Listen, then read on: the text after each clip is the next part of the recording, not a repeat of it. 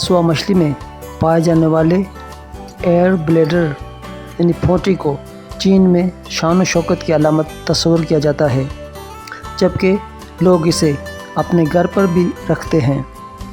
इसके अलावा चीन में रवायती अद्वैत में भी इस्तेमाल होती है।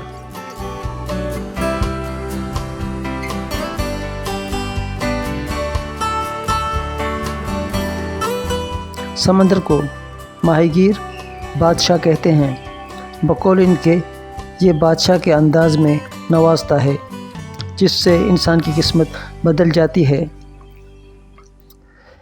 चंद ही साल पहले सुआ मछली को माहीगीर अपने घर खाने के लिए लाते थे और रिश्तेदारों और अजीज़ों में भी बांटते थे, लेकिन इसकी पोटी की मालियत लाखों रुपए होने की वजह से अब माहीगीर इसे खाना तो दूर की बात देखने को भी तरसते हैं, और मिल जाए तो इनके कई मसले हल हो जाते हैं।